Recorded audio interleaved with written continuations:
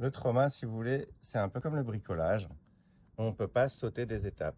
Si on n'enlève que le gros quand on ponce et qu'on oublie d'enlever les petits détails, et ben, qu'est-ce qui va se passer? La peinture ne va pas tenir. Et quand on est pressé, et ben, qu'est-ce qu'on fait? On essaye de sauter des étapes, d'aller plus vite que la musique.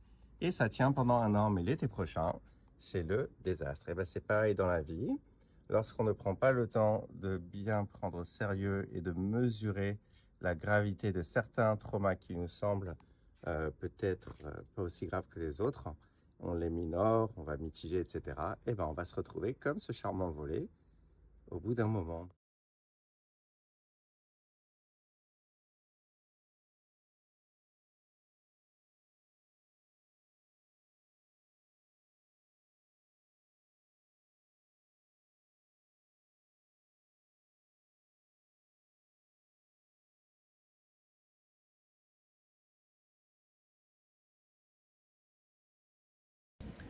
Alors pourquoi est-ce que je vous parle de ce nouveau style de pardon plus récent, occidental, comment dire, qui a été un peu vidé de la substance du bon vieux temps?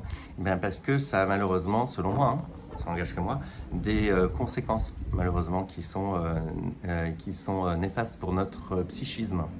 Voilà, donc le premier, c'est que le pardon d'aujourd'hui, où voilà, mon pote me fait du mal, et puis bah, demain je me réveille, je dis non, mais c'est quand même un pote d'enfance, donc je lui pardonne, donc j'ai envie de lui pardonner, hein, et j'ai à cœur de lui pardonner, et donc j'ai une émotion, hein, mes émotions baissent, hein, les émotions négatives baissent, et je décide donc que je suis prêt à pardonner, je lui fais la bise, et c'est fini.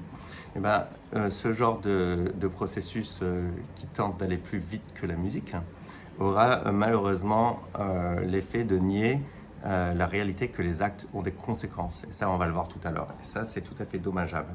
Deuxièmement, ben, on en parlera tout à l'heure quand on parlera de la famille. Mais ça va pour tous les groupes, hein, c'est pareil, que ce soit dans un couple, un groupe d'amis ou un groupe au travail, c'est la même chose. Et ben, il se peut qu'un groupe nous mette la pression, hein, de pardonner très vite, hein, pour rentrer dans le rang et ne pas faire de vagues. Ça, malheureusement aussi, c'est extrêmement dommageable et je le vois au quotidien au cabinet. Donc c'est quand même une arnaque classique, quoi. Donc voilà. Ensuite, et plus important que tout, on va en parler aujourd'hui, le grand problème avec le pardon forcé, c'est que vous acceptez d'être gaslighté. Je vais vous présenter le nouveau concept en vogue. Vous pourrez frimer devant vos amis ce week-end au bar en disant waouh, t'es en train de me gaslighter. Et le pote, il va vous dire quoi? Qu'est-ce que tu dis? Il va vous dire ah ouais, tu sais pas ce que c'est que le gaslighting? Ouais, mon psy me l'a dit.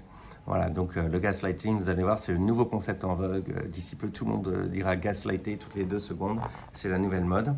Mais bref, vous verrez pourquoi le gaslighting, c'est le choléra. Il faut vraiment éviter ça à tout prix.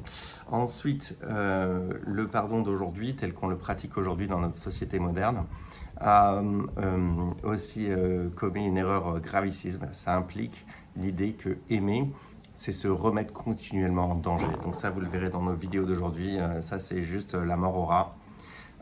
Et vous savez, je vous dirais en tant que thérapeute que l'enfer est pavé de bonnes intentions. C'est-à-dire que c'est tout à fait honorable, c'est une bonne intention de vouloir pardonner vite pour tourner la page, pour pas faire trop de vagues dans la vie. Why not? C'est bien d'être humble. Mais malheureusement, l'enfer, il est pavé de bonnes intentions. Donc voilà, donc je vais vous expliquer en quoi ces bonnes intentions peuvent ruiner nos vies.